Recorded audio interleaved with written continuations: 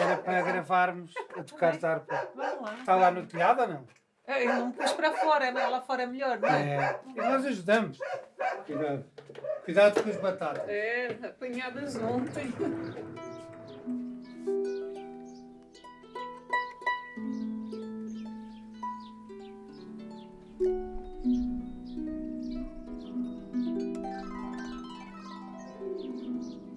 Há muito tempo que a música portuguesa atestada ao próprio não faz sentido em Lisboa.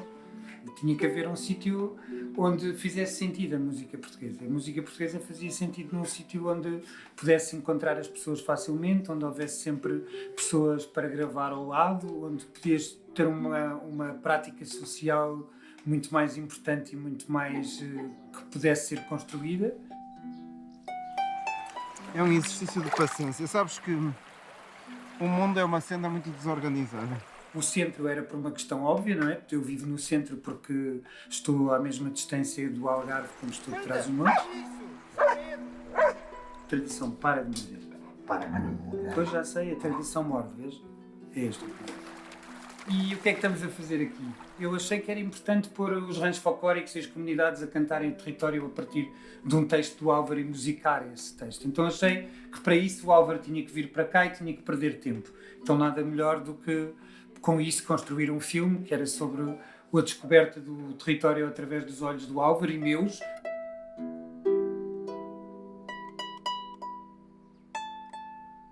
O Álvaro é um geógrafo inquieto que mergulha na paisagem e que a desmonta e que escreve sobre ela, enquanto vai observando a paisagem tal como ela é, com todos os seus fatores e percebendo sempre que nós somos a paisagem, somos nós que fazemos a paisagem.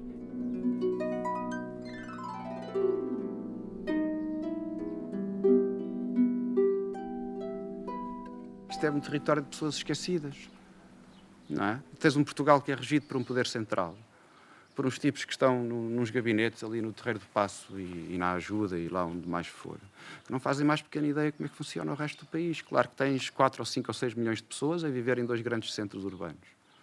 E tens o resto. E o resto é isto. Digamos que às vezes passamos a um ponto que as aldeias são por vezes, às vezes, dormitórios. E simplesmente as pessoas que cá estão são os aldeões, aqueles que as conhecem realmente e que estão aos poucos a desaparecer, infelizmente. São pessoas fantásticas, perfeitamente fantásticas. Estás a ver? Com uma cultura geral, com um entendimento sobre a vida, sobre a sua vida. Muitos nem sabem ler e escrever, mas têm uma grande sabedoria enorme. Estes meus vizinhos que todos os dias lidam com esta beleza e que continuam a amar e a gostar e a ter orgulho em morar aqui, porque estas pessoas têm orgulho em morar aqui, adoram a sua terra. Estás a ver? E quando muitas vezes todo o sistema de ensino está feito para as pessoas saírem daqui. E isso é cruel. Isso é altamente cruel, porque todos os dias estão a dizer às pessoas que somos pequeninos.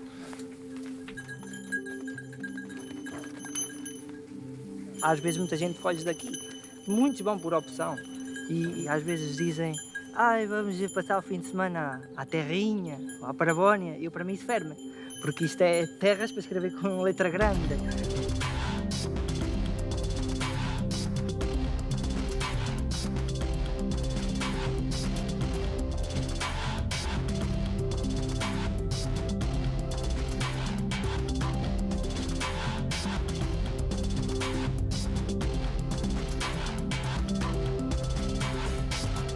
Sabes, toda a paisagem é um exercício de encaixilhamento.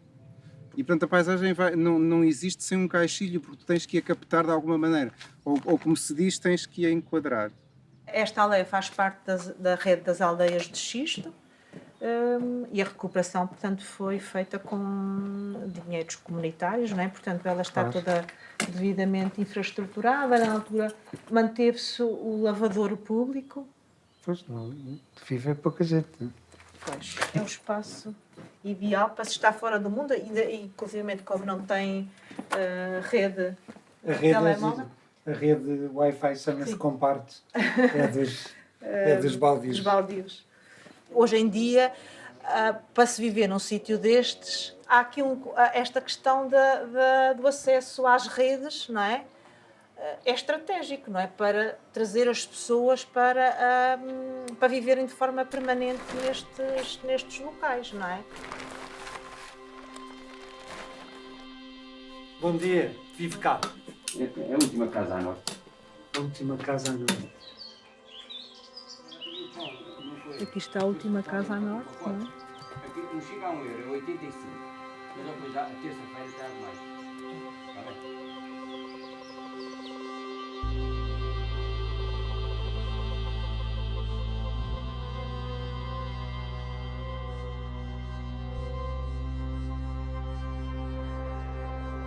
Chama-se a isto um mergulho na tradição, que é basicamente aquilo que nós viemos cá fazer.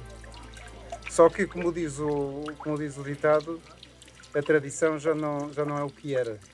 Eu tendo a não concordar com um discurso demasiado agressivo com este tipo de operações de reconstrução do passado, porque esse passado do campesinato pobre, da economia de base familiar, pré-moderna, que produziu estes cenários, seria hoje intolerável. Se esse passado está apaziguado e se transforma numa espécie de parque temático, o modelo está perfeito. Agora vou pôr aqui a t-shirt a secar, também faz parte.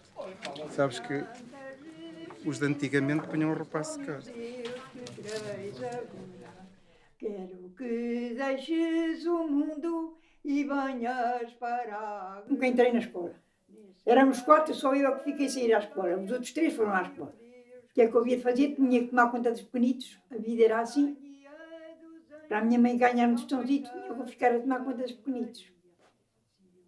E depois trabalhou no campo?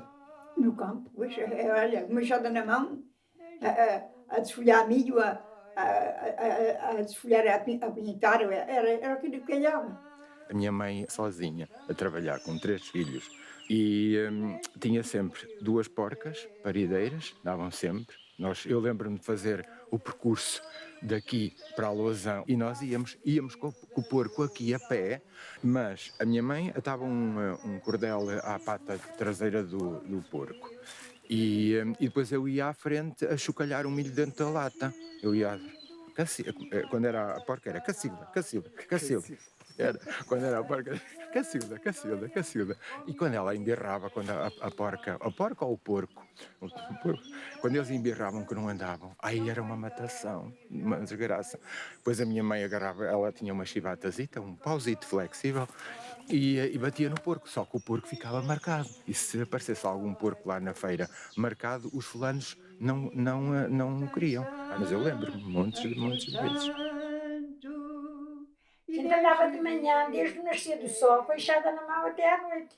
Havia cá uma senhora que era a Timaria Flórida, que tocava às Trindades. E as pessoas, os proprietários, mais coisas, iam pedir a ela, Maria, olha, tu hoje toca mais cedo. Que era para a gente, coitadinha da gente, era relógio, a gente assim que a Timaria tocasse as Trindades, na capela lá tinha da gente. Cheguei a ir para a Azeitona, mas isto é verdade.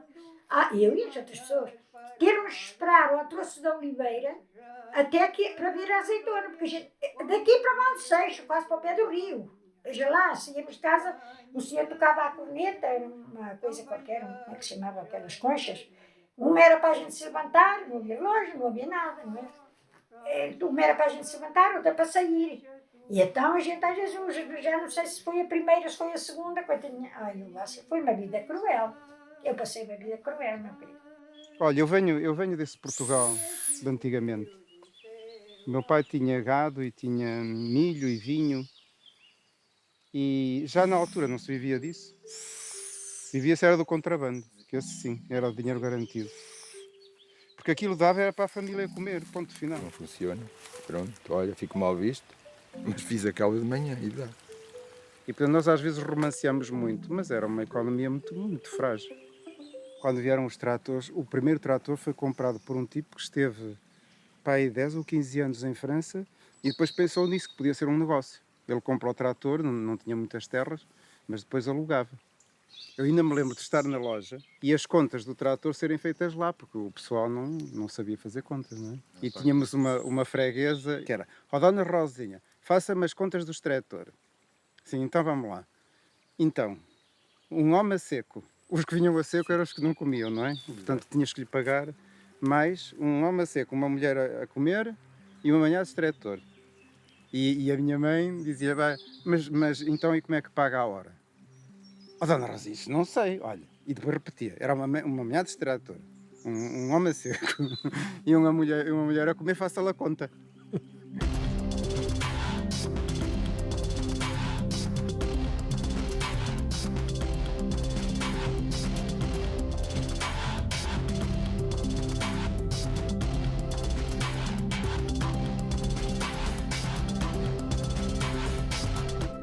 Nós não estamos aqui para preservar nada, nós estamos aqui para gravar as dinâmicas que existem.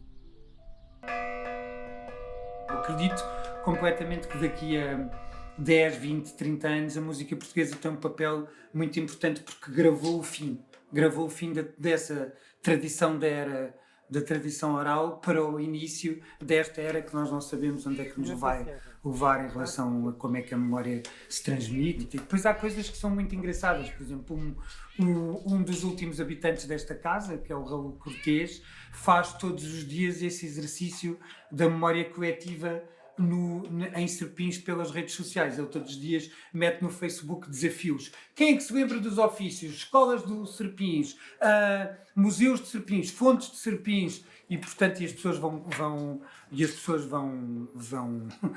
respondendo e vão se lembrando, e isso acaba por fazer sentido, por chamar essa tal memória coletiva que estas pessoas ainda têm, que provavelmente já não ligam nenhuma, mas que ele vai chamando assim.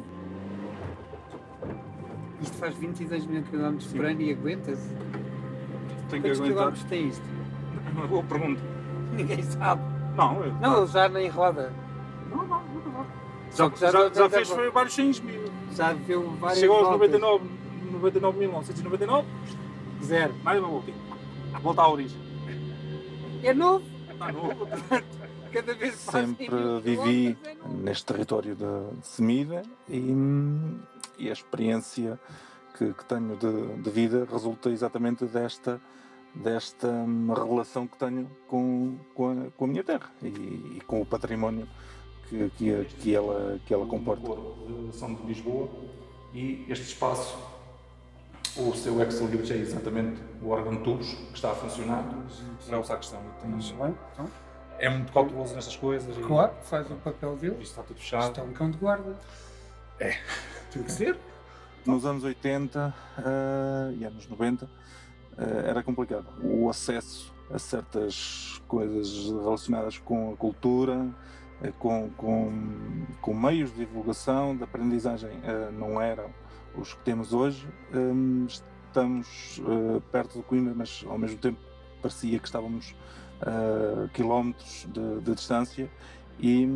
A verdade é que nós passámos de 80, em que não tínhamos água, nem luz, nem estradas, mas tínhamos gente, e depois demos uma reviravolta muito grande em 20 anos, primeiro na década de 80 e depois de 90, primeiro com as infraestruturas primárias, água, luz e estradas, e depois com já centros culturais e com a primeira piscina aquecida da região foi em Penela e foi inaugurada em 1991. Este senhor é aqueles infelizes que esteve no meio da Guiné, enfiado num buraco a dizer que era uma caserna, aos tiros daquilo tudo, não é? E ele não faleceu, mas o outro indivíduo, que era o colega, por acaso era o outro que estava de família. O meu colega de pelotão. É verdade, era o colega. Ele era Eram tempos difíceis, mas melhorou substancialmente em todas as áreas. Depois com a internet acessível a todos, ou seja, combater um bocadinho o isolamento e um pouco a desertificação do Mário, que não deixa de estar já no interior. O processo de desertificação e envelhecimento de regiões como do mundo rural, da interioridade do nosso país, é um processo que já vem pelo menos há 60 anos. As aldeias que em 1980 eram aldeias ainda relativamente povoadas, com muita gente, que viviam da agricultura, com grande riqueza em produtos naturais e tradicionais, como o queijo do rabaçal, os rebanhos, a cabra e a ovelha.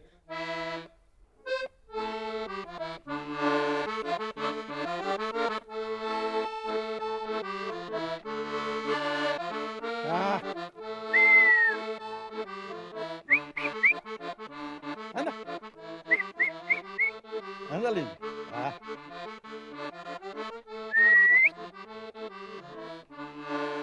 Ninguém faz mal.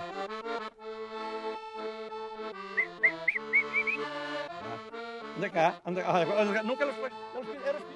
Bem, o queijo rabassale depende daquilo que se chama. Já há muita gente habituada a comer queijo rabassale, que não é do tradicional. Isso agora está tudo virado para a indústria, passa por lá. Porque o queijo do rabassale, este genuíno, tem mesmo tendência a acabar. Porque é a região dos calcários e o gado anda na pastourice.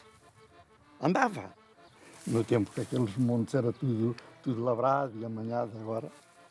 Antigamente, todas essas casas que vocês veem por aí abaixo, era tudo habitado e em cada casa havia um pequeno rebanho, uns mais, outros menos, meio de cabeças, uma dúzia.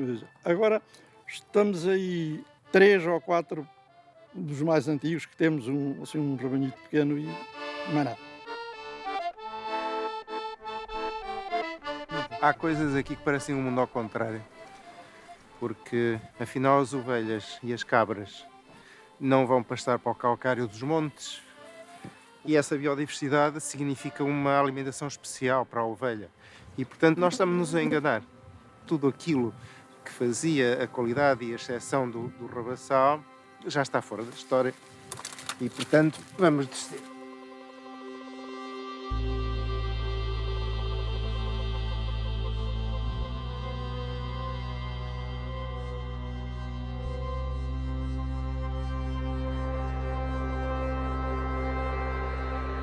Você gosta mesmo do drone, ficou fã do drone.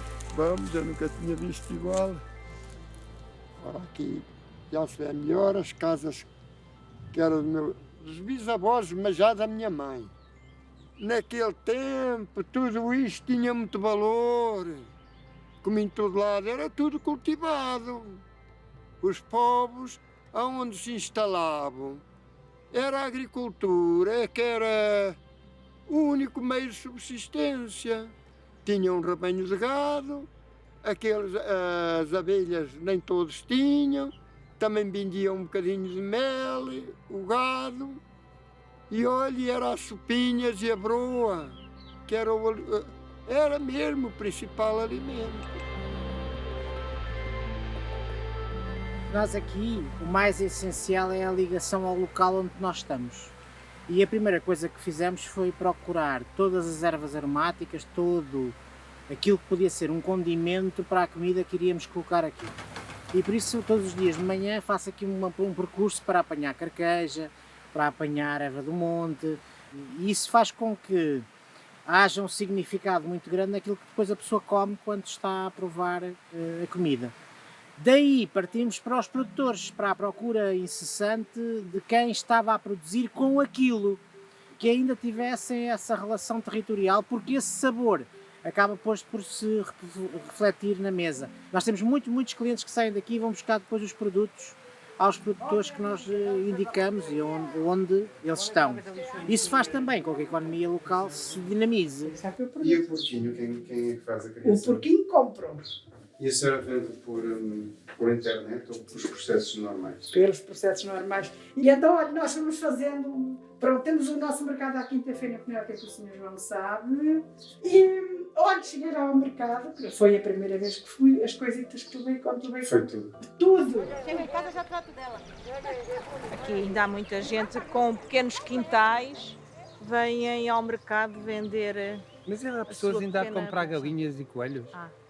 É incrível isso. Sim, para produzirem, compram os pintainhos e depois fazem criação em casa, não é?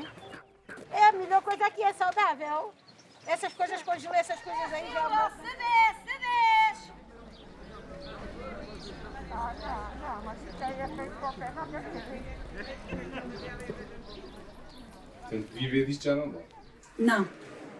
Já ninguém faz disto. Eu faço porque gosto, mas tenho aí um monte. Vou fazendo para o monte. Aqui estamos num meio que não se vende nada. Só se vender aos passarinhos. Sabe que eu não durmo a sesta? Eu só trabalho. Ai, estes senhores. Que vêm para aqui no dia de calor. Sabe que as senhoras que me telefonava a dizer quando é que eu apareci na RTP Memória e nunca me disse nada. Ele é uma caqueta. Mas é bom rapazinho, senhor Tiago. Agora tenho isto aqui que é para mandar. Depois Que é para mandar. vem buscar. Vem buscar. Todo este legado, a sabedoria popular, tudo isso vai-se um pouco perder. Isto vai-se perder, morrendo aos poucos. Isto é uma luta contra o tempo e contra a vida, registrar ainda o que existe. É como eu dizia, as pessoas não ligam o passado para elas, muitas pessoas já não interessam. Há exceções, englobam nelas e como há mais pessoas. É assim a vida. Agora o que ele me encomendou, o Sr. Aldi, foi umas bolsinhas para os computadores. Portanto, é isto assim. E são deste tamanho. Mas isso dá para pôr o computador aí dentro? Mas ele deu-lhe uma largura, não? Sim, deu uma medida.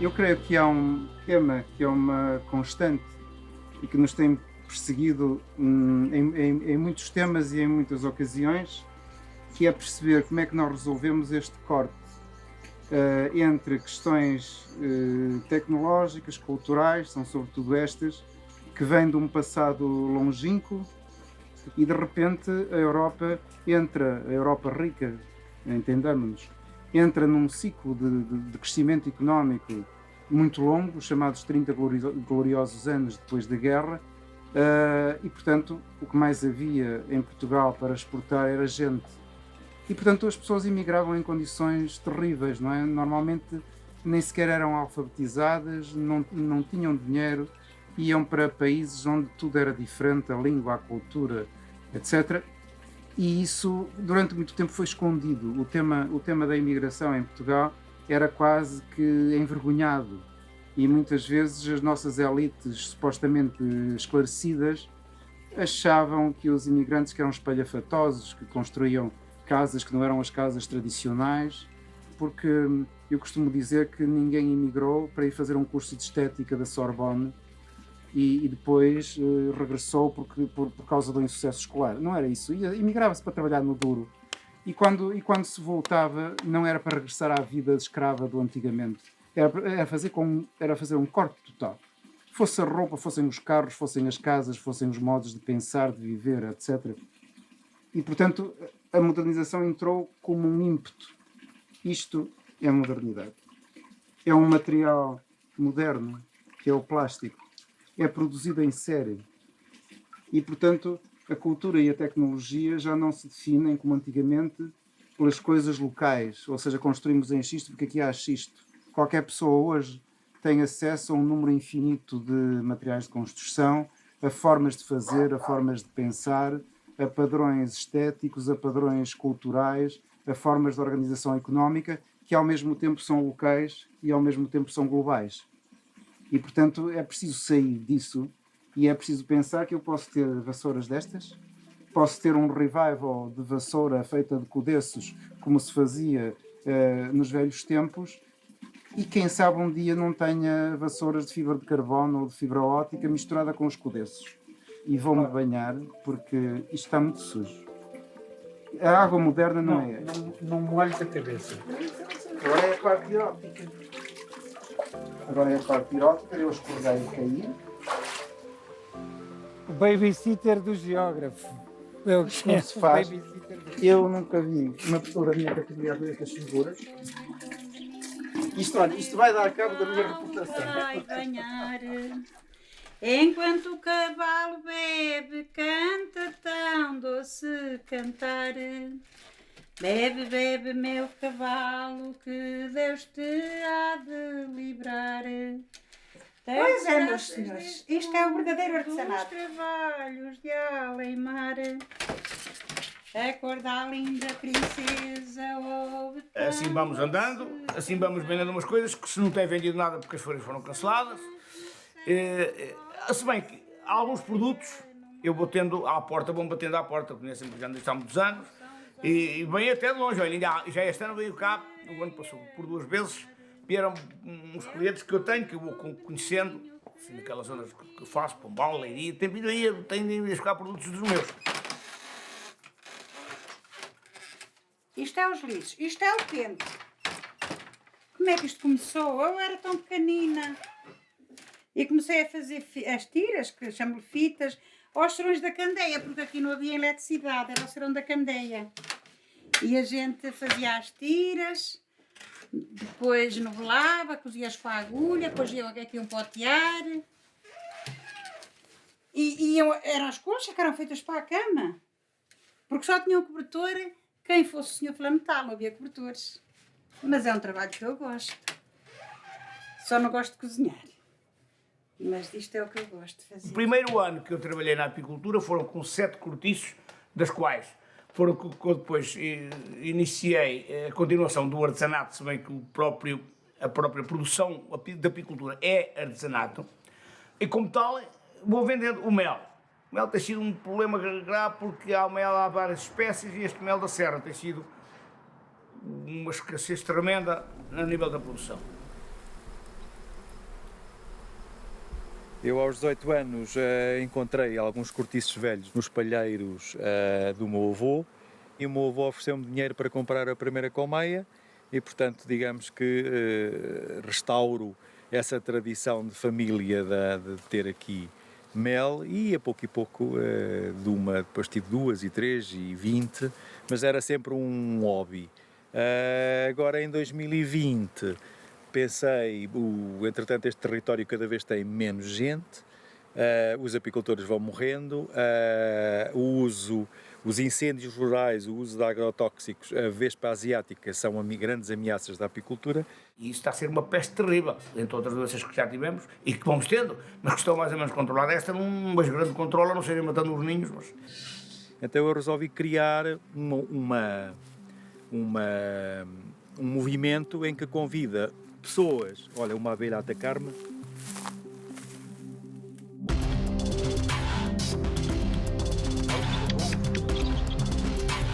Estamos feitos com isto.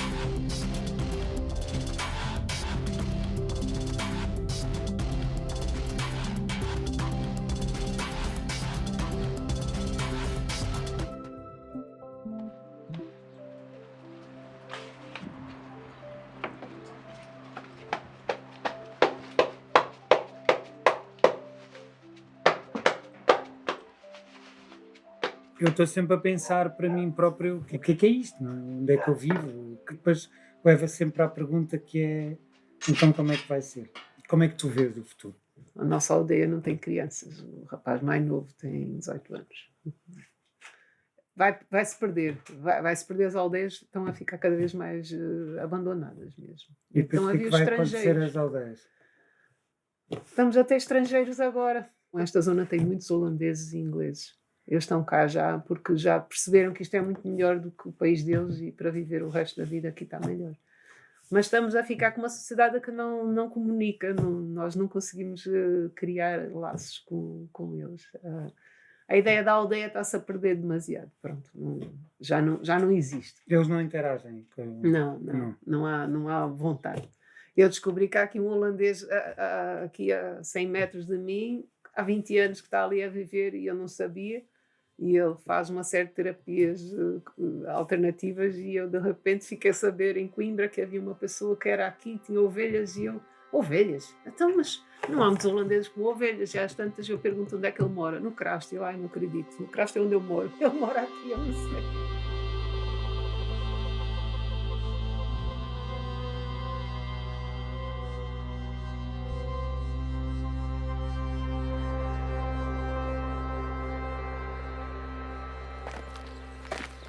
Aqui é a nossa quinta, a quinta da além, pronto, é casa de família. Pois isto aqui é tudo campo. E estamos aqui nesta fortaleza entre serras. E quem é que vive aqui? É com meus pais e o meu irmão. E a minha avó está cá, que eu tive de ir buscá-la hoje. Foste buscar a tua avó? Pois tinha de ir. Tu já a conheces? Tinha de ir. Mas eu agora até tive assim uma coisa, porque ele sempre falou tanto. Mas é das da avós avó. que cantam? É. Cantigas e mais cantigas. E venham elas. Finalmente. Finalmente estás feliz, que ele hoje anda mal disposto. Anda estressado.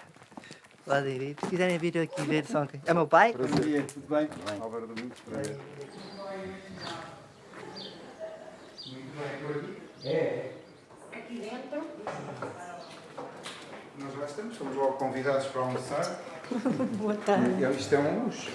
Como é que tu explicavas este território às pessoas?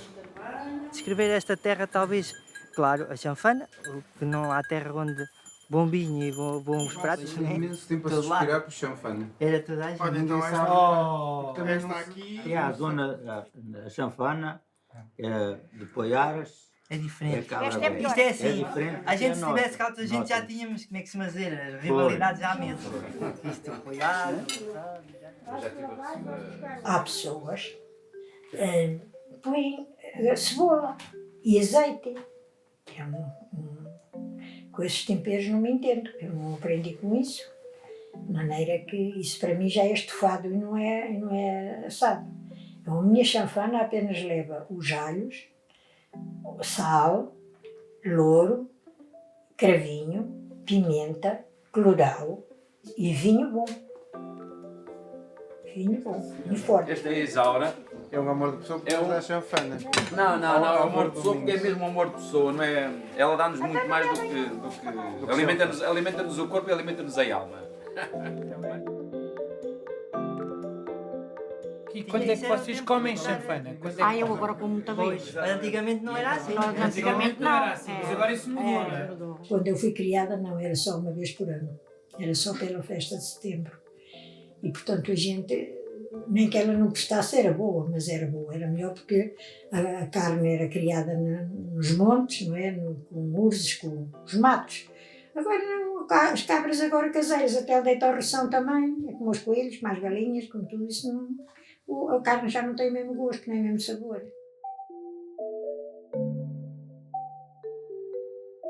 Chanfana não é cozinhar.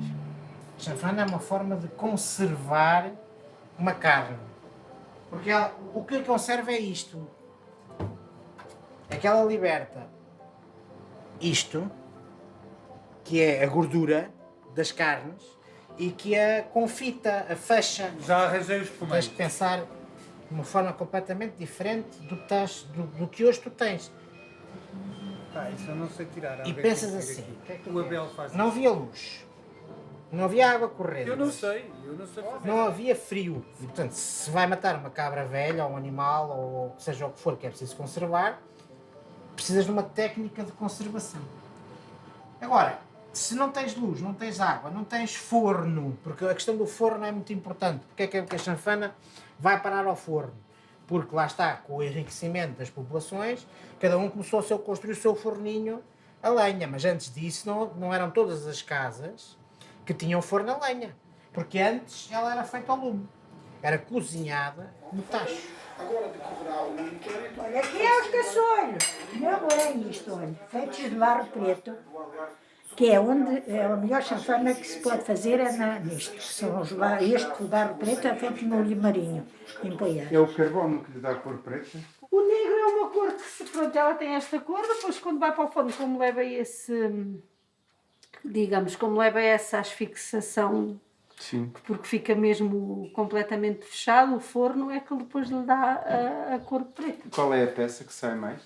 A mais tradicional aqui na nossa zona é o caçoeiro. Fala-me de música se gostas dela própria. Eu vim com uma astúcia na cabeça, é notória. Li uns quantos livros que me ensinaram a história de quem fez diferença e fez própria trajetória. Fala-me de música se gostas dela própria. Eu vim com uma astúcia na cabeça, é notória. Li uns quantos livros que me ensinaram a história de quem fez diferença e fez própria trajetória. Ação, geração, isso é consequente. Dizes que eu só falo pão, mas eu vim com pão quente. Estou na via do costume, com os mesmos de sempre.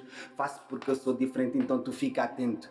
Moldo o mau jogo, eu sou barro preto. Vossa mente é anorética e eu trago rap obeso. Eu tive cá sempre, tudo teve um começo. De quem me entalou, mano, isso eu não esqueço. Embalo leve numa vibe de Mahalia. Enquanto eu trabalho, vocês estão na praia. Nem sou do reggae, mas grito bomboclado faia. Um dia eu vou fazer guita enquanto ando na gandaia. Já me dizia o meu pai, com razão ele me contava. Não confundas a estrada da beira com a beira da estrada.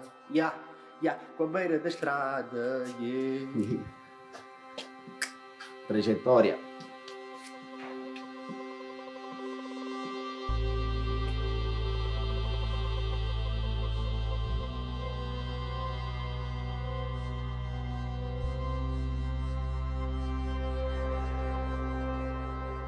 Ó que cheirinho, deitava a carne, caçava no meu forno, chanfana da minha terra. A chanfana da minha terra era criada na serra, hoje a terra está ao abandono, lá está o território. Já não há gado no monte, lá está, outra vez. A carne que faz a chanfana é adquirida no talho, origem não sei de onde. Agora não há carta, agora para se escrever, então como é que é? Se eu também aprendesse também ao computador. Fui para lá, diz que sim, que eu que aprendi, e eu comecei a aprender. Eu nem sabia dizer, não sabia o computador, eu dizia para a doutora Painista, ó doutor, vamos lá para o bicho. O bicho, chamava o computador o bicho. E um dia ela diz assim, dona Isaura, a senhora tem tanta coisa que podia fazer num livro. E eu disse, ó doutora, um livro? Isso na minha vida era uma enciclopédia, não era um livro. Ai, raio da velha! Dá calma, dá calma. Raio da velha, dizem os senhores que eu não forem embora. Chega de mim, vai. Obrigado, meu amor. Obrigado, está bem? Nestes pequenos meios as coisas têm outro sentido, porque nós não podemos fechar a porta a alguém que nós conhecemos, a alguém que nós gostamos, e nós temos isto nestes meios mais rurais, é bom porque é a proximidade. Nós sabemos que aquilo que nós fazemos, nós sabemos para os rostos que estamos a fazer.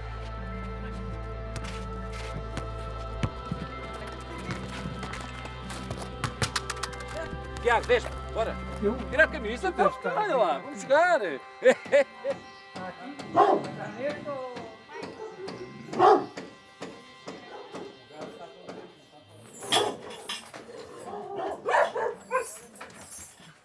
Vai, minha amiga. Está a fazer uma bonequinha grande. Que elas são maiores. Pois são, mas esta também vai ser grande. Só para quê? Para aproveitar este bocadinho de uma saia da minha solteirice. Está a perceber? Eu era uma mulher de trabalho, a puxar essa gente toda para a alegria, e de maneira que eu era uma mulher de luta. Caí. Eu adoro estas bonecas. Eu estava aqui um dia muito triste e vou de lá e tinha aqui umas meias dos meus bisnetos e ficaram-me duas que já não valia a pena estar a arranjá-las. E eu agarro e comecei a lembrar-me assim, vou fazer uns bonequinhos. E fiz os bonecos e tirei um rolinho da arca da lenha, que tinha ali a lenha para queimar. Tirei o rolinho, gostei de olhar aquela parede que não tinha aquela mesa e assentei-os lá. Parece que achei um conchego de uma companhia. Parece que achei um conchego. Olha, comecei a fazer bonecas, nunca mais parei.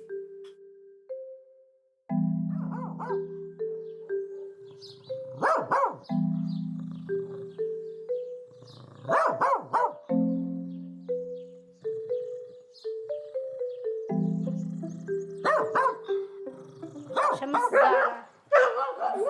E não tolera este, não tolera o Marcos Mendes. Não tolera, mas não. ninguém tolera o Marcos Mendes.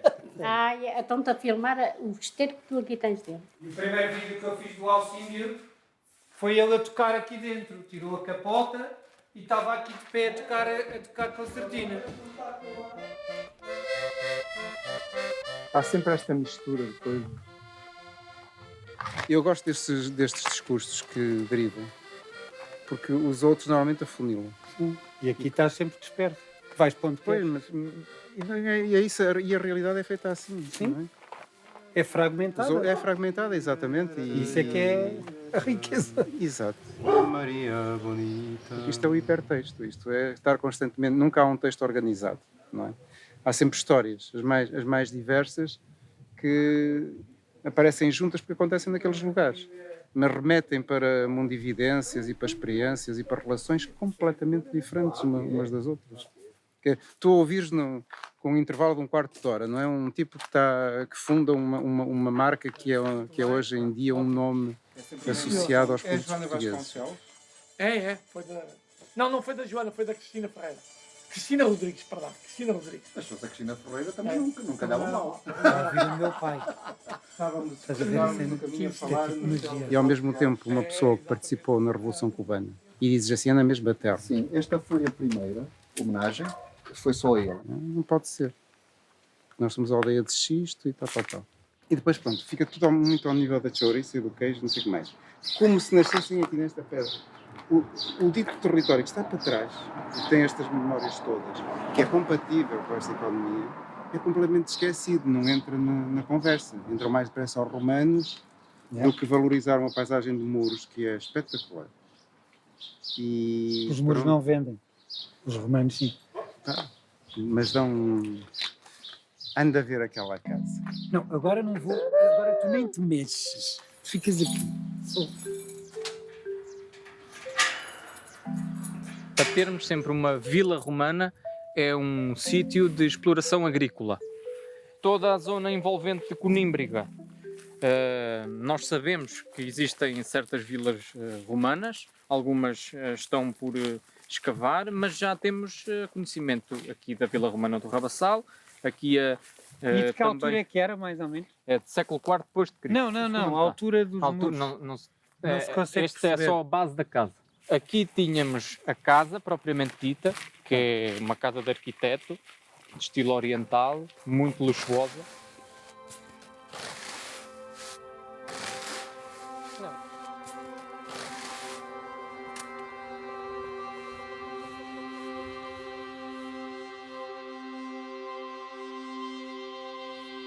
O mais engraçado nestas representações é que sabemos que muito provavelmente existiria ou um mosaicista itinerante ou regional, pelos temas representados. Conhecemos outros temas semelhantes em Conímbriga, em Mérida também.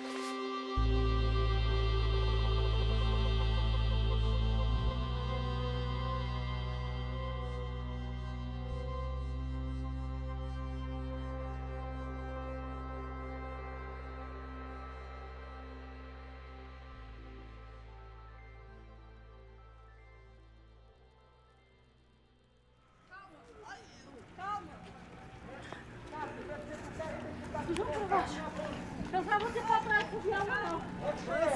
Deixa isso agora, venha.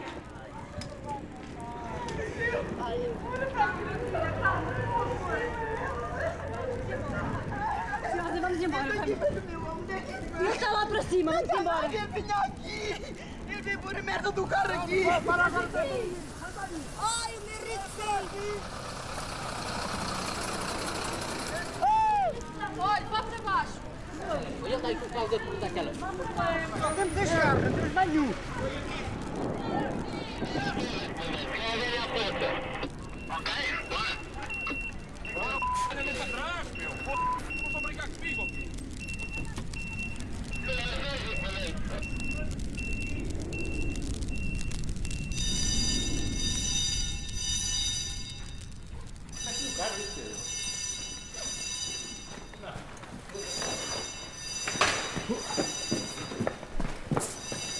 Passa por mim, passa por mim.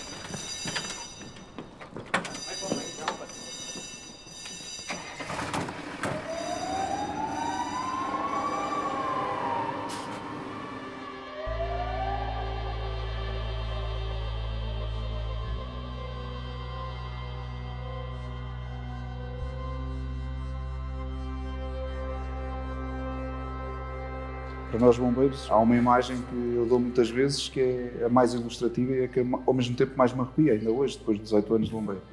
Que é quando nós vamos para uma ocorrência, um incêndio rural, por exemplo, nós vamos no sentido oposto de toda a gente. Ou seja, quando está toda a gente a sair, é quando nós vamos para lá. Portanto, nós vamos para resolver e vamos ser parte de uma solução de um problema que não fomos nós que criámos.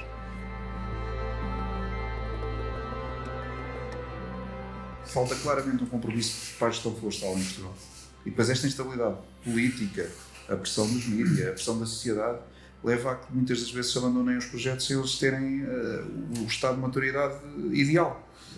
Nós sentimos isso quando vamos para estes incêndios ou quando temos uma ocorrência numa aldeia que não tem habitantes, sabemos que terá sempre muito mais trabalho porque há menos limpeza. É um crescimento muitas das vezes desordenado que não permite que haja as denominadas faixas de descontinuidade ou eventualmente os tais aceiros naturais que nós bombeiros tanto valorizamos, nomeadamente em outubro de 2017.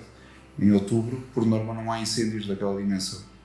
E todo este crescimento desordenado, todas as alterações climáticas, a falta de limpeza que se tem vindo a tentar combater, mas por outro lado, conforme se tenta combater e se impõem leis e se impõem até coimas, ao mesmo tempo não há capacidade de resposta instalada para as pessoas poderem resolver o problema. Nós temos que ter capacidade de dar uma escala superior a isto e que passe sempre por essa situação mais de base, de termos um ordenamento florestal diferente, de termos um trabalho permanente na floresta.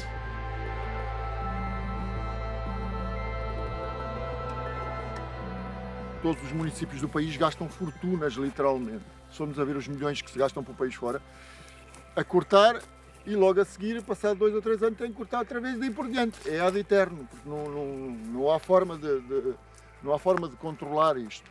Sim. Aqui estamos a tentar fazer como é que poderia ser feito em grandes extensões que não sejam contíguas a casas ou assim, por exemplo, pelos montes fora, né? Sem cortes totais, isto é, fazer cortes parciais, aproveita-se a lenha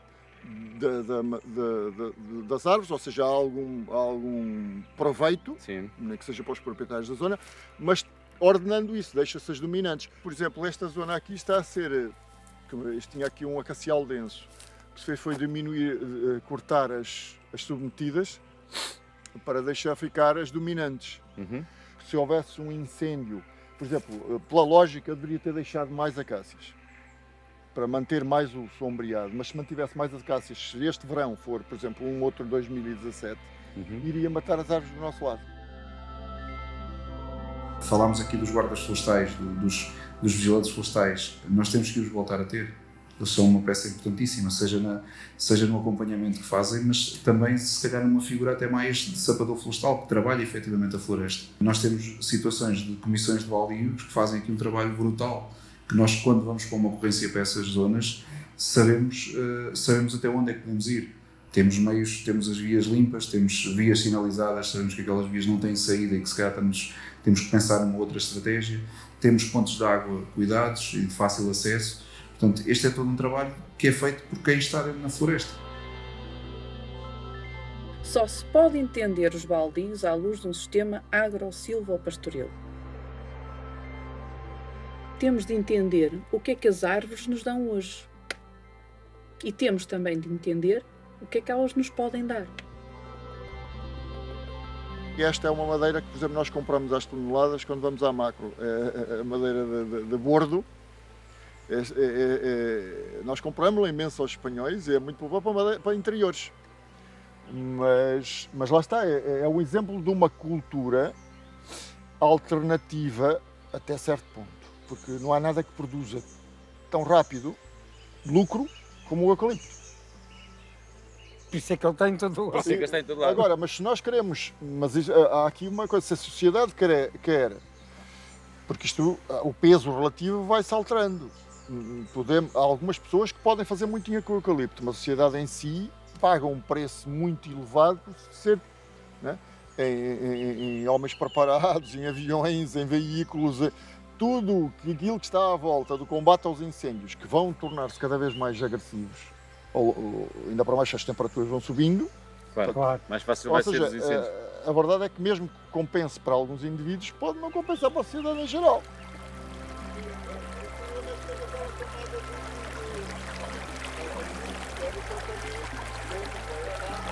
Nós podemos aprender a valorizar melhor a floresta e os espaços que temos, em vez de os vermos sem valor. Qualquer pessoa no lugar sabe, o mais importante de tudo é a lenha. E aqui, a lenha pode permitir uma coisa que outras soluções não permitem, que é ir lá escolher as árvores e fazer desbastes. E poder viver e conviver com árvores que não existiam cá, mas agora estão cá. Como as acácias e como os eucaliptos.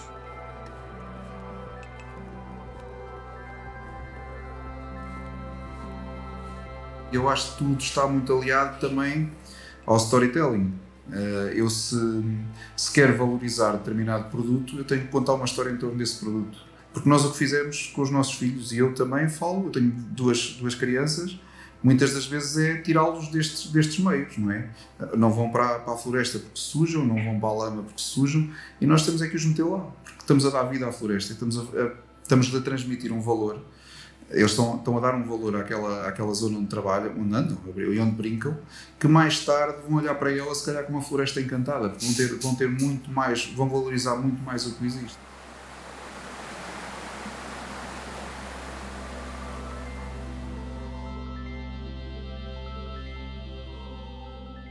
Quando eu venho aqui, isto até se me torna triste agora. Torna-se-me triste. Quando estas costas iam cobertas de cabras. Olha, já lá vai esse tempo.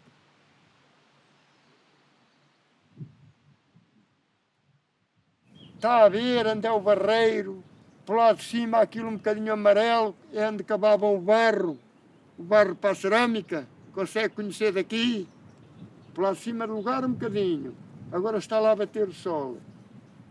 Era ali que cavavam o barro. Já lá fui uma vez de mota. Pois já.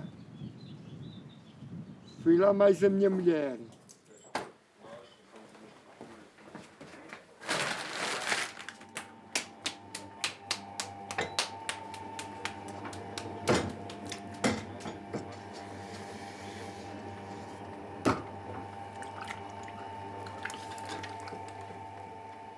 Eu, aos 14 anos, já era mestre.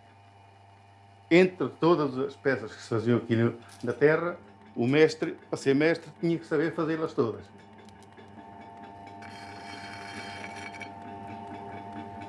Isto são formas que a gente fazia para pôr nas peças antigamente. Eu fiz formação aqui em casa do meu pai até aos 23 anos. Trabalhei com a roda ainda a tocar a pé.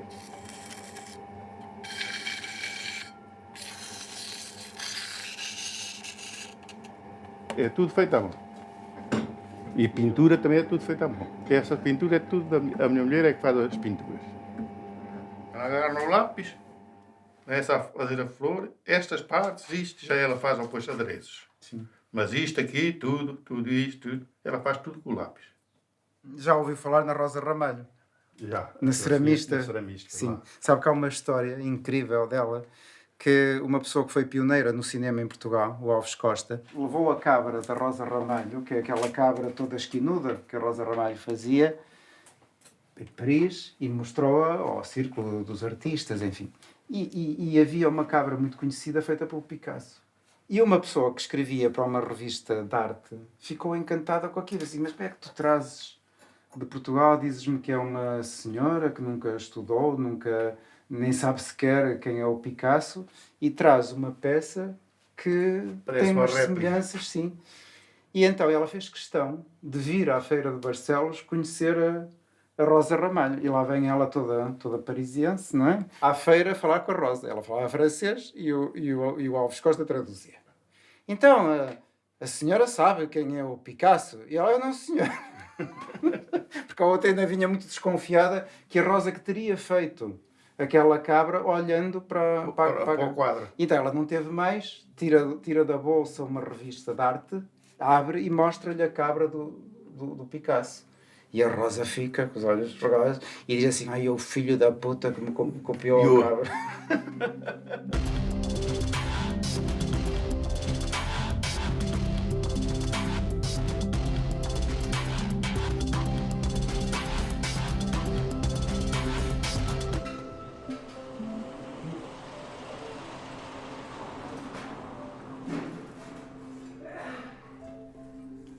Quer que eu tire a boina? Não se sente bem com ela? Não. Sim, tu queres que eu tiro? A boina está bem. Tá? Tá. Eu acho que fica mais favorecido de boina. Também. Mais bonito, fica mais profissional. Comecei quando saí da escola aos 11 anos. Eu cheguei a ganhar. Trabalhava das 8 horas da manhã no verão até às 8 da noite. Davam-me 5 escudos por dia e um prato de sopa e mais qualquer coisita. Mas era trabalhar sempre ali aquilo. Chegámos a ser aqui 5 oficinas de latoria, veja. 5, não foi só uma, 5 naquele tempo. Quer dizer, a arte era uma arte que dava sempre que fazer.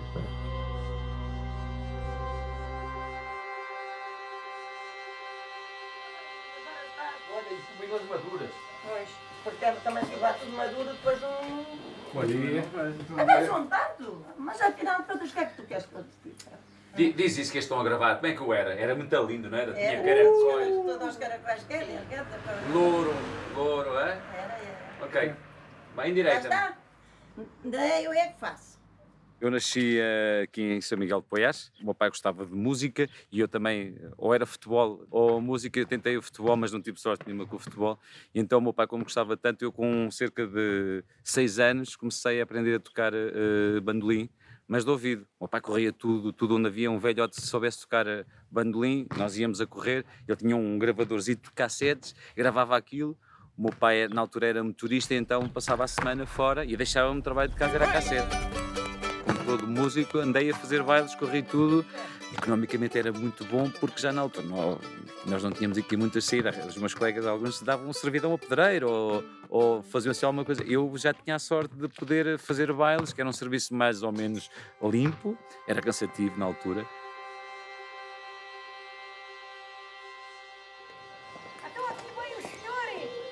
Eu sou o Tiago. É Tiago. Como é que a senhora se chama? Ai, desculpe. Eu não sou é o o Tiago. mesmo, não será o mesmo? Até não, mesmo, você não reconhece? Eu já gravei! Pois foi! Mas agora... Agora não me estava a reconhecê-lo, eu peço desculpa. Não, desculpa para o quê? Então não me ofendeu. Inova. Olha, mas várias pessoas me telefonaram a bater. Olha, estás uma pessoa.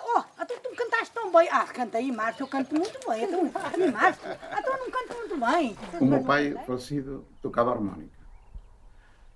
E os meus irmãos aprenderam a tocar harmónica com ele. Eu tinha 14 anos de diferença dos meus irmãos.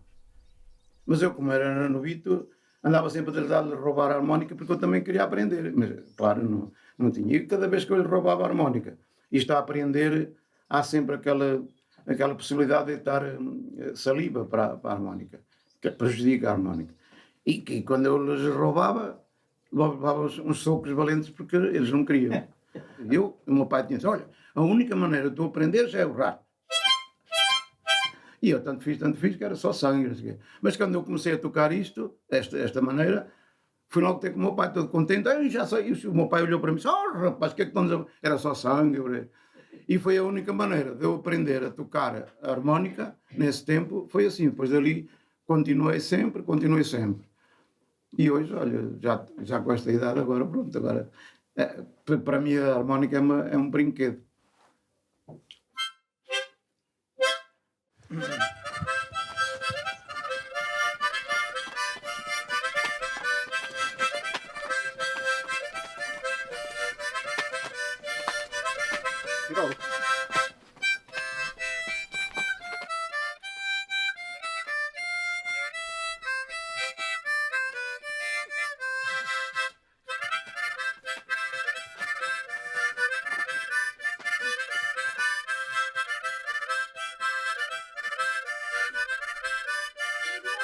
Lembro-me de, há 20 anos atrás, todos os conjuntos tocavam nas festas, o Vira de 4. Juntava-se toda a gente a dançar o Vira de 4, eram 4 ou 5 rodas na mesma festa e depois tinha outra coisa, que era o roubado. Isto é, tu andavas a dançar, quando ias para, não sei, já viste dançar o Vira de 4, não é? Eles vão ao centro, depois vêm cá fora, depois cruzam. Quando era a altura de cruzar, tu punhas-te atrás dele, empurrava-lo e dançavas tu na roda. E depois o outro saía e ia dançar na outra roda. E é assim, e esta é a tradição, a questão dos bailes. Sim, fazem aqueles folks. É malta nova, entendes? E agora criou-se esta situação dos bailes folk, que é que eu acho que é uma coisa muito de cidade, entendes? Sim. São danças comunitárias que depois, na verdade, eles só querem dançar as danças a par.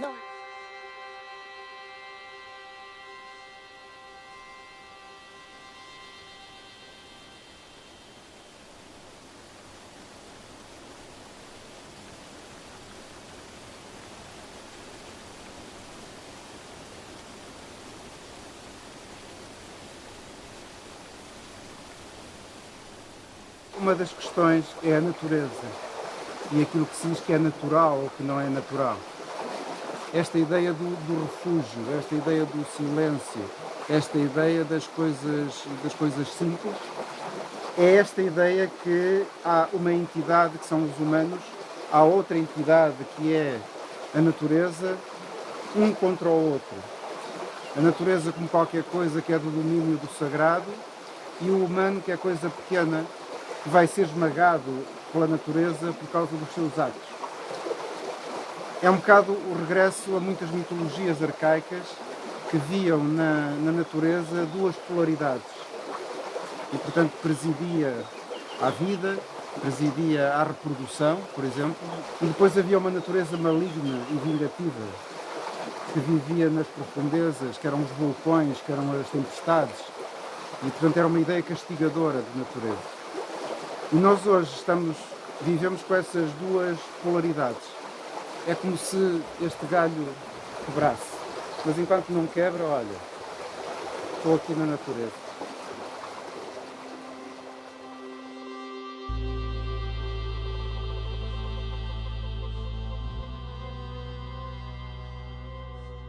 As memórias são muitas. Eu até tenho medo de me expressar, elas são tantas. O meu pai trabalhava com a ferramenta às costas, de casa em casa, como carpinteiro. A minha mãe era rural, trabalhava nas terras, porque cultivava-se muito milho, porque o milho era moeda, troca. E então pagava-se as rendas das propriedades, quando eram de renda, em milho, pagavam ao barbeiro uma avença em milho, pagavam ao padre a congro, que era uma coisa que pagavam em milho, e o médico também era pago a milho. E a feira do milho era a mais importante, porque a feira do milho funcionava como em muitos lados, não era só aqui, mas aqui era o milho e funcionava como uma bolsa de valores. Não havia dinheiro, mas o dinheiro também não fazia a falta que faz hoje, porque não havia a conta da água para pagar e se houvesse não se podia pagar em milho.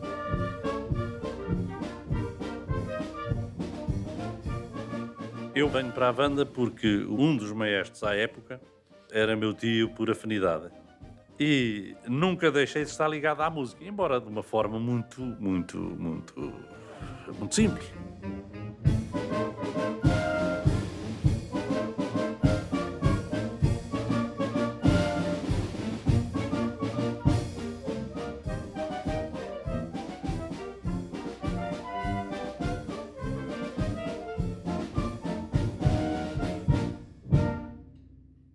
Posso falar consigo? Nós estamos aqui a gravar um documentário sobre o território, mas eu, se pudesse ser, por mim, eu gravava um vídeo na rua, se vocês aceitassem. Se não aceitarem, pronto, eu gravo no outro dia. Nós agora não estamos preparados para ir para a rua tocar, não é? Nem temos a logística que isto implica. Não é muito, pronto. Não é uma logística pesada. Nós é que sabemos que é andar com os instrumentos. Sim, assim, mas nós podemos ajudar, não é? Mas não é isso. Nós também estamos no meio de ensaio. O ensaio vai acabar daqui a bocado e nós... Tem que ir para casa dormir. Também, porque muitos de nós estiveram a trabalhar um dia todo, como vocês também. Eu não tenho, eu agora, só fiz uma sugestão. Não, eu estou a explicar o porquê. Eu estou a explicar o porquê que nós. Sim, porque estamos aqui não tem o registro equilibrado, porque a banda não está assim preparada. Só tive de cá saxofone. Aliás, é que está no captor. Não há aqui. Música no contexto, o que é fixe? Fomos ao ensaio, gravámos no coisa. Eles podiam ter ensaiado cá fora exatamente igual. Qual era o problema exterior ou o problema interno? Contraditório. Por isso já tiveste? Uma banda, cá fora é um bando. Assim, desta forma. Todas as velhas de todo lado cantam as músicas do cancioneiro tradicional português. Isso é uma coisa que tu fazes muito bem. Gravas velhas a cantar. Pronto. É um clichê. Percebeste o que eu te quero dizer? Livre-me de clichês, tens isto para fazer na tua vida toda. Aqui eu tenho outras coisas mais importantes. Lá está uma velha a cantar, que não tem dicção, não tem sonoridade, toca desafinado, demasiado alto. Não preciso da afinação. A afinação é um conceito burguês. Pois não é nada, é música. Não. Conceito burguês música agora... é tudo, não. Música é tudo, olha, música. Música. Não, música. Não, isto não é música? Não. Desde quando é que não é música? Isto não é música. Não, porque que não é Pode música? ser música. Não, então... isto é música. Não, isto não é música. Não. Isto é música, é um som. Som é música. Não é nada. Porquê? Não música é só som organizado? Sim, exatamente. Não. Isto é um som. Por isso é que eu não gravo música. Isto é um som. Isto não é música. Música é qualquer som que seja afetivo. Se eu ouço um passarinho, é então, música. Mas eu não posso tocar isto afetivamente? Não, mas o que tu fizeste não foi nada afetivo, foi uma porta fechada. Não, eu tenho a bola que era afetividade, queres ver?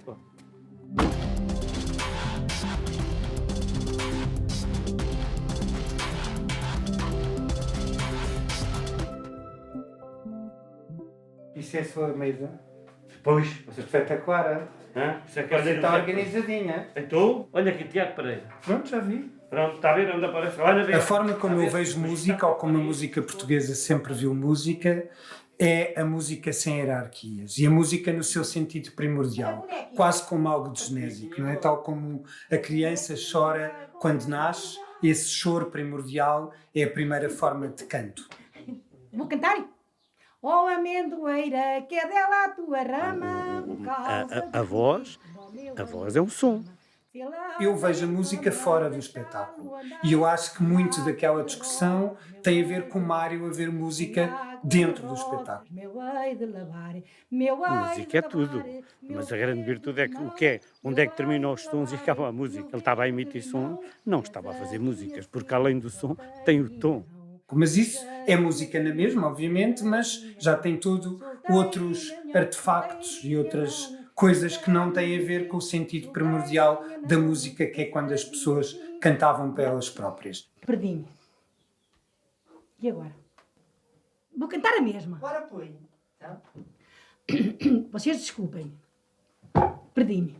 Eu costumo dizer que há 3 tipos de fazer cultura nos territórios. Há aqueles que terciarizam, há aqueles que compram e, portanto, trazem para cá, e depois há aqueles que a produzem. E neste momento o que me deixa orgulhoso do meu território é que já se produz cultura que podemos depois, digamos que exportar para as áreas envolventes ou para o resto do país. E eu acho que a cultura deve ser viável e tem de ser viável. Nasce de lenda antiga, fascínio e beleza, de anúncio de Conímbriga e Peralta Bela Princesa. Este sonho do Museu do Circo, pronto, estou na Lousã há 42 anos e eu sempre fiquei aqui, compreendes? Porque eu moro lá numa aldeia aqui, mesmo aqui à frente, e fiz esta proposta da escola e do museu, do Museu do Circo faz 15 anos, 17 anos. O melhor malabarista de todos os tempos. Eu também, quando era mais novo, né, tinha a ambição de salvar o mundo. E salvar logo, se for possível, o mundo inteiro e já. Mas o que eu sinto é que a necessidade de person to person, entende? Existe. Eu sei que é uma fome tremenda. A fome só não se satisfaz com 1 hora ou 2. Isso tem que ser uma contínua. Claro, contínuo.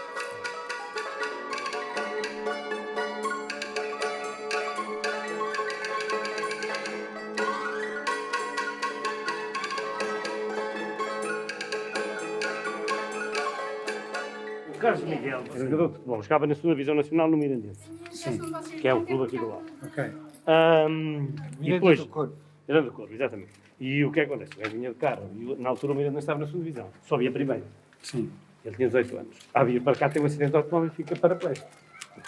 Então é um choque para nós todos, não é? E depois dá a volta. Exatamente. E portanto, veio a todo lado. Veio a todo lado. Mas agora o gajo tem um clube de esportes motorizados. Sim. E é o presidente do clube. E é treinador de futebol. Portanto, mas temos dificuldades em ter miúdos nas camadas jovens. São precisos um grande número de atletas para podermos fazer essas mesmas equipas. E a falta de população vai fazer com que isso seja um problema também para nós. Mas imaginou que há uma logística combinada com as escolas? Ou não?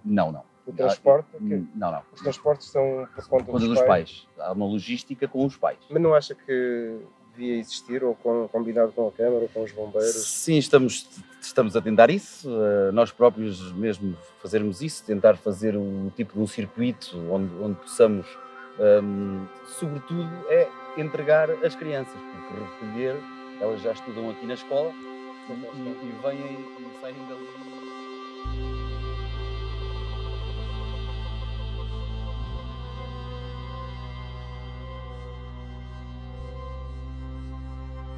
A gente tem que começar pequenino. Sim. Há 2 anos e meio, há 3 anos e meio já, se deram esta escola, deram uma verba pequena para restauro, né? Então pronto, olha, a Eva e eu aceitamos a proposta da Câmara, aceitamos a escola, Em 18 meses, a Eva e eu mais um amigo, tivemos aqui mais carpinteiro não, pedreiro, não sei quantas, a restaurar a escola. Com a verba que nós tivemos, os meus amigos da Alemanha perguntavam se era para restaurar a casa de banho, né? As pessoas acham que não é uma coisa séria, eu acho piada isso. Não, de maneira nenhuma. Maneira nenhuma. É um entertainment, não é tomado mas, como uma... É a mesma coisa que me perguntam a mim quando eu digo, olha, eu sou palhaço há 30 anos, compreendes? E o que faz para ganhar vida? Entende?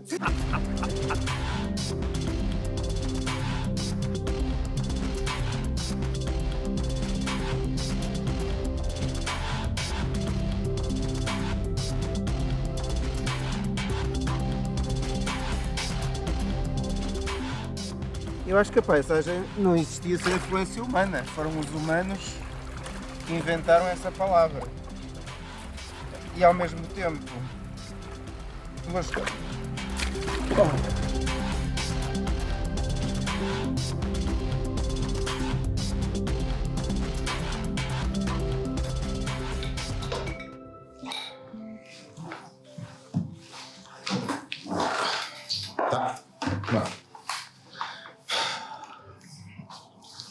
Realizar um documentário é uma violência. É um exercício de imersão em que tu entras na casa das pessoas, no universo das pessoas, munido de uma câmera na mão e de alguma forma tens de fazer de coração aberto, livre de preconceitos e tens de tu próprio emergir naquelas realidades e naquelas narrativas e abraçá-las como tuas. Quando o Tiago me convidou para realizar este documentário, confesso que a minha primeira reação foi de susto. Porque como é que se conta a história de um território? Uma narrativa linear tem princípio, meio e fim. O território tem efetivamente um passado, desenrola-se no presente e terá um futuro, mas esse futuro é incerto e está sempre sujeito a várias circunstâncias. E então a única forma que eu encontrei de alguma maneira contar a história de um território seria através desse tal presente em que ele se desenrola, fazendo, na verdade, um retrato daquilo que é o território. E a conclusão a que se chega, muito facilmente, é que o território são as pessoas. São as pessoas que nele habitam, os seus problemas, as suas preocupações, os seus objetivos, os seus interesses. Resumindo, é isso. O território são as pessoas. E o resto? O resto é paisagem.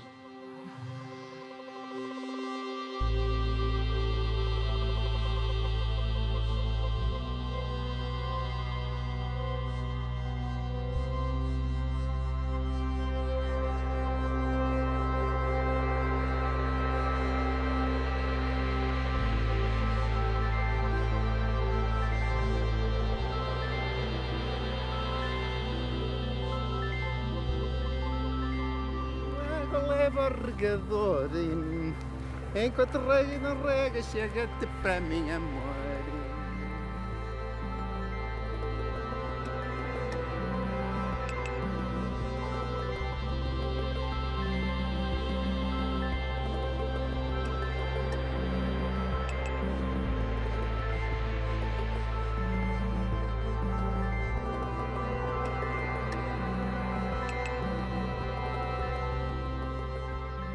É difícil pôr por palavras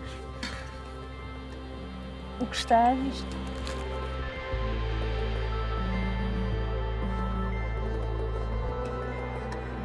Já estou constipado. Amanhã vou dizer que tenho Covid e não vou trabalhar. O senhor está constipado. Diz Open, carrega mal de repente. Porque não teve, coitado. Porque não foi para vidente. Deve ter cena romântica. Eu quero comer porque senão congelo.